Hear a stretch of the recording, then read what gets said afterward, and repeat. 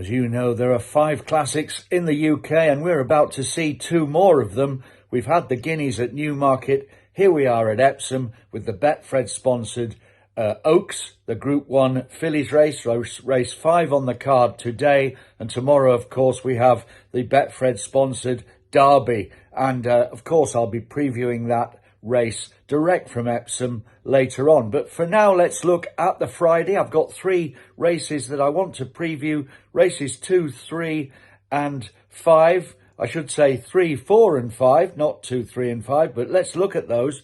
And first, race 3. Well, this is the Coronation Cup. Group 1, of course, it is 1.5 miles and it has a significant bearing on some of the top races over middle distances for later in the season for the older horses.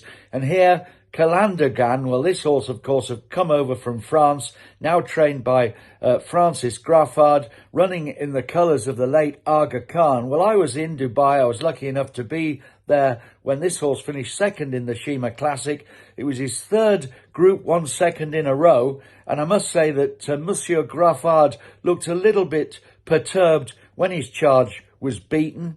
I can understand why, and you could look at him as a bit of an unlucky loser. He had Giavoletto behind him in 5th on that occasion. There's no reason why that horse should turn the tables. And Jan Bruegel, of course, this horse representing Aidan O'Brien, he was the St Leger winner on his final of 4 successes in an unbeaten campaign last year. But then he came back and he was beaten on his own reappearance in Ireland in a Group 3. It looks like Jan Bruegel's got a bit of ground to make up. Not surprising here in a race over 1.5 miles for a horse who stays 1.75 miles that he has a pacemaker doing the donkey work for him out in front. But I do think that it'll be very hard to stop Calandragan winning the Coronation Cup. Now, race 4 is a handicap and it's run over 1 mile, and it's a race in which I think Rathgar can do very well. He's a horse that came here at the spring meeting in the City and Suburban.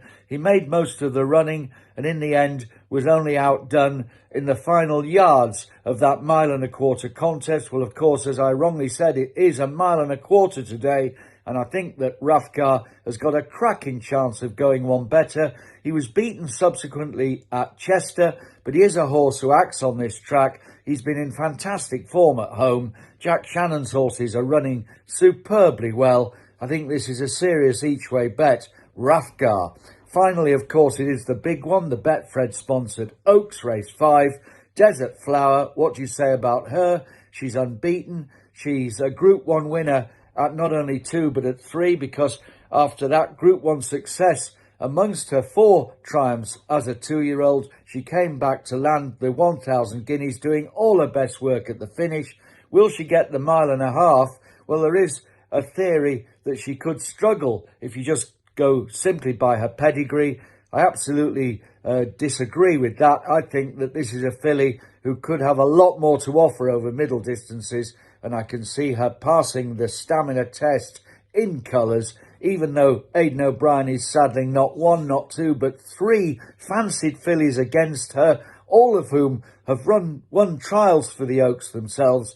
I think Desert Flower is the class act and can remain unbeaten for Charlie Appleby and Godolphin.